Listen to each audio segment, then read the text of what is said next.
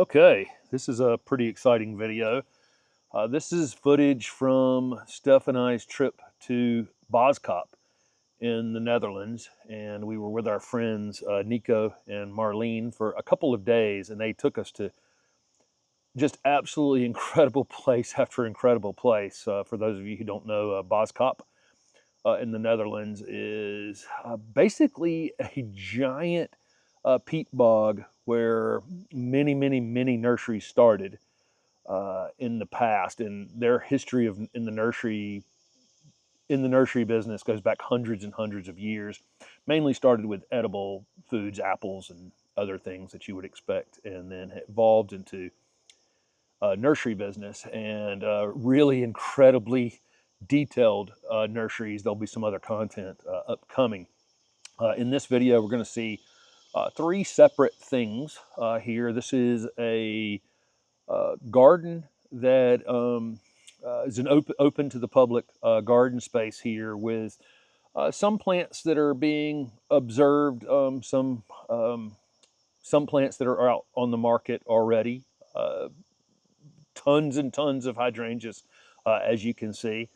And we're just walking through this just in absolute amazement of how incredible this is. This is a neighborhood right along the side of it. So the lots in Boskop are these really long, narrow lots, and most of them have nurseries on them. There's generally a house out in front, and then behind it is a nursery. Some of them have been sold over the years, obviously, and now you can see a subdivision over there. And this particular lot that we're on here has been turned into a public garden space. It's beside the Boskop Museum, and we're going to see some footage from the Boskop Nursery Museum. That's how ingrained the nursery business and plant growing business is in this area. They have a museum that we're going to see. Obviously, we're seeing a lot of Hydrangea paniculatas here, some Hydrangea arborescens. Arborescens is a North American native species. And you know, I'm envious of the turf somewhat too. You know, I'm not a big lawn person, but you know, with their temperatures, they just don't have extremes. So you're looking at basically zone 8A, same as us, but without the summer heat temperature extremes. Although I have to say that we brought some of the weather from North Carolina here while we were there. I think this day, as we were walking around, was around 89 degrees Fahrenheit. The next few days we were around, it was 92, 93, that kind of thing. You can see the pink coloration that they get in these hydrangeas that typically we just don't get here in Raleigh. They typically go from the kind of green colors to white and then fade to just brown. But here they'll get those incredible colors on them throughout the season. A lot of these paniculatas you're looking at are new plant breeding, not out on the market yet. They're being trialed here in this garden, and some of them are ones that are probably very close to being out on the market at this point. A lot of volunteers at this garden, and we met several of those over the course of the couple days we were there. Folks that are involved in this garden who have been people that have been in the nursery business and in Boskop for a long time. This is their kind of their garden to go and actually garden instead of just, you know, doing the nursery thing. But look at the color, the rich color on some of these paniculatas. It's absolutely amazing. Got the groundbreaker one here too. We'll see at some point. Here's a Vitex. Vitex looking absolutely amazing. And as I'm recording this audio on my back porch in Raleigh, North Carolina, I'm right next to my Vitex, which is covered in bees right this second as well. But this just, you couldn't help but break out a camera. I mean, so many people out here taking photos. You just, you know, you can't walk through something like this and not be absolutely blown away by it. I like some of these like that with the open flowers on them because the pollinators can get down in there a little bit easier. But I can see why people are drawn to something more like this, where the you know, the inflorescences, just the colorful part around the actual flowers are quite full, you know, a lot fuller. but I think the bees do struggle to get into those a little bit more. There's canals in between everything. So between what you're seeing here and these beautiful hydrangeas, there's a canal in between. That's pretty typical of everywhere you go in the Netherlands, but it's amazing to me that all these lots had, available water around them for them to grow. Again, fruit and vegetables in the past, and now mostly nursery operations. Another thing we're going to see later in this video is how basically 500 plant nurseries can get their plants to market. That's a piece at the end of this video I hope you stick around for, because it's in a really incredible, a very different way that they cooperate here in Boscop to get their plants to market. One thing that was amazing in our tours of everything here is how they're not really. You would think in a place that originally had as many, almost 1,000 nurseries at one point. I think it was 972 or something at one point. Now it's down to about 500. There's been a little bit of consolidation, and a few have been sold off. For everybody wants to live in this area, so there's some pressure from builders and that kind of thing. But it's amazing in a place that has 500 nurseries, you would think everybody must just be stepping on everyone's toes. And that's pretty typical here in the States, that a lot of the nurseries grow the same things. They grow a lot of the same stuff. And unfortunately, it's really, we're all competing against one another. But, you're going to see in a separate video at Nico's actual nursery, we're going to do there's a video with him in his garden talking through some plants he's introduced, and we go over at his nursery as well. He has a very specific thing that he grows, which is a lot of climbing hydrangeas and some other things as well. But he's not trying to grow the thing his neighbor's growing. His next door neighbor right next to him is growing, I think it was lavender or something, and hundreds of thousands of them. And rather than just compete with him, he's found something specialized. And so because of that, the nurseries are just wild. Here's some big leaf hydrangeas here. While I'll point that out. But they don't just run over each other on the exact same plants. So you get a richness of variety, because nurserymen are looking for something. Here's some butterfly candy, butterfly bushes. Again, these are trial gardens here. There were like hundreds of butterfly bushes in that area, different varieties. But again, because the nurserymen are looking to not grow what their neighbor has, you really end up with quite a bit more variety. I mean, really way more variety. Here's the kind of the entrance into that garden, actually, and there's a little restaurant there. We stopped and had a coffee at. Really amazing space. Again, this is right next to the Boscop Museum, so they're kind of connected together. What a beautiful space. A lot of this is newly planted as you're looking at it. Actually, almost all of it's new. Those hydrangeas just grew faster than some other things have filled in, but I would imagine a year or two from now, this will be amazing. Here's that icebreaker ABs. We've seen this plant out in the world a lot. And there's a weeping gold cedrus there.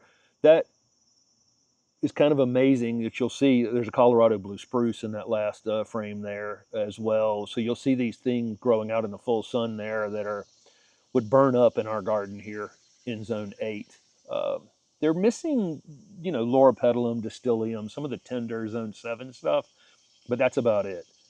They can grow the vast majority of things that we could grow in the Northeast, in the United States, and a good portion of the southern things as well. It's an interesting overlap. They only lose just a few things. There are a lot of North American natives in here. When you start to, obviously those anemones aren't, but a lot of the, when you have these kind of grassy, pollinator, herbaceous areas like this, a lot of them end up being North American natives, or North American prairie plants are amongst the best in the world. And of course, again, lots more hydrangeas. Not as many roses as you would think. There is a rose garden there in Boskop, but Not that many roses really overall. This vitex combination back and forth with these hydrangeas and the butterfly bushes, all are incredibly showy. That red stem on that hydrangea is so good. Here we are back in the another area of these hydrangea plantings. This was Steph following us as we were talking, as I was talking to our friends here. But the grass, you get a little jealous of the turf as well, because without the hot days, they can really grow some amazing things. It's Exordia, or pearl bush. Big flower on that one. There's another one right there. It's one of Steph's favorite plants. I'm sure that's why she stopped and videoed that. One of the black foliage Hydrangea macrophyllus.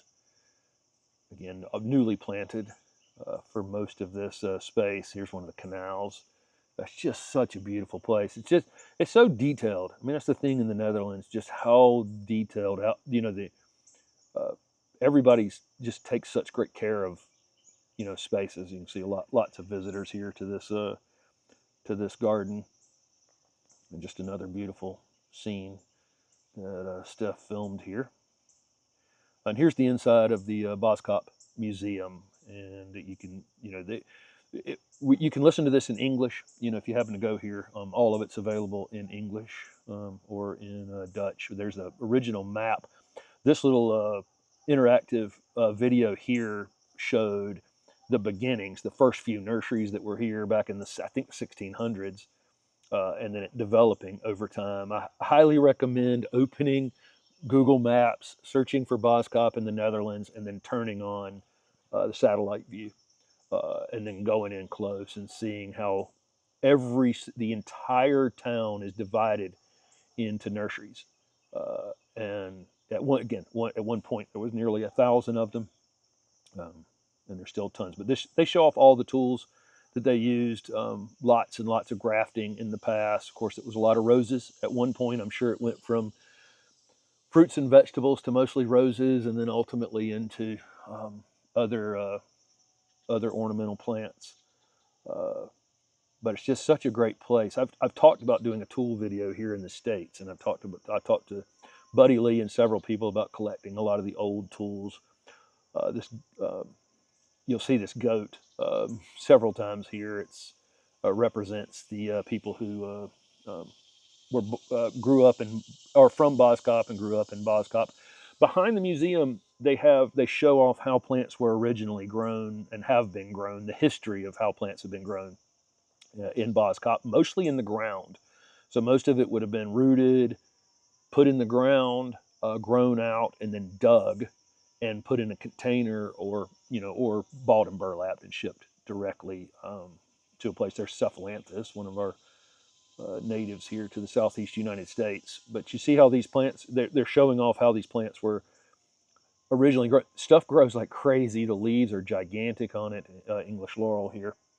The leaves are gigantic. They had this technique here. This is a weeping tree that they graft from the tree onto other trees. So they basically surround it with stakes and graft from one tree onto another, and then dig them and move them later after they've rooted in. They had a house here beside it that was the old farmer's house, where they showed how people lived here in Boskop hundreds of years ago, and how the nurseries were laid out and everything. Really super interesting. And here, of course, is above the more modern growing in containers, as we all kind of expect now. So this is moving over to a place called Green Direct, and this is the marketplace where these hundreds of nurseries bring their plants and show them off. And so it used to be a place where people would show up and shop. So this would be garden centers, re-wholesalers, re-wholesalers, landscapers, garden centers. Anybody who was interested in buying plants from all over Europe would come and look at the plants. Well, now it can all be done online, of course. And so basically the plants are brought here, photographed, and then they're, you know, people can shop for them online. Then the nurseries actually, so the orders come in to Green Direct here for the plants, and then the nursery here in Boscop can just bring their plants here, and this place does all the fulfillment. So they basically are the middleman for all, you know, a lot of the nurseries in Boscop to be able to move their plants all across Europe. Look at just the clematis selection right here. Isn't that absolutely amazing? Everything's in alphabetical order. I'm really always drawn to very type A things. And so the fact that this place is redone, I'm sure weekly, with plants that are coming in and plant availability, you know, has to kind of be redone. New photos are taken. And then again, garden center, basically somewhere in Germany or wherever, can order everything they'd ever want. I mean, literally anything that you would want that can possibly grow there, you can order from this one place. And then the nurseries, you know, kind of working together. Obviously, everybody's a competitor in business, but there's nothing like nursery businesses where there's this much cooperation between them, really, to get product to market. The quality of the plants that you're looking at are just unbelievable. I mean, every single thing is so detailed. There's not a bad plant in the batch, but you see all the conifers. There's anything you can think of. I could have stayed in this room for the next 2 or 3 weeks filming, and would have been happy to do so. But you just get, you know, one incredible thing, you know, after another here. You know, all the grasses there on that table, all the cordylines right there, Charlie Boy cordyline, that variegated one on the front. I can't remember the name of that one. That's one that'll be in the Southern Living Plant Collection next year. But you can see, I could have just filmed in here forever. There's just so many amazing things, and you'll pass, you know, one group and it'll just go on, you know, for a while. You get to rhododendrons and it's just rhododendron after rhododendron after rhododendron, you know, all the azaleas and rhododendrons together. It's all done, it's all alphabetical order by Latin name, and allows people all over Europe to shop for plants in one convenient location. You know, in terms of, you know, all of these 500 nurseries don't have to have their own trucking fleet, basically. You know, they just need a truck to get things over here to this place so that it can be fulfilled, you know, out beyond that. Of course, they sell directly to their own customers as well, but a lot of it is done through this kind of cooperative, I would call it. They have a couple of events here a year as well. I think we'll go back in the future and go to one of the days where they actually invite people in. But again, people can come and shop directly, put their hands on the plants, see them in person. You don't necessarily know who grew what. I mean, you don't have any idea what particular nurseries they came from. But what you do know when you come in here is that literally, virtually every plant is perfect. Absolutely amazing. Some larger container material, but you'll notice, one thing you'll notice in these videos coming up is they grow in mostly smaller containers. Their main container there is a 1-gallon container, where our containers are 3-gallon containers. They have, you know, smaller nurseries, and the prices are incredible.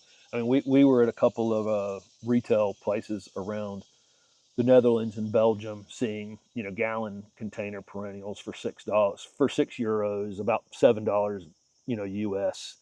You know, saw that all over the place. The prices are amazing, but it's mostly in these 1-gallon containers. So there you go. Thank you guys so much for following along with our journey here over in the Netherlands, and thank you again to Nico and Marlene for showing us around this, between the museum and this garden, and then going over here to Green Direct. It's absolutely incredible. We've got a video coming up with Nico, and at also a video at his nursery, and then several other pieces of content coming up from this trip that I think you guys will be absolutely blown away by. So again, thanks for watching.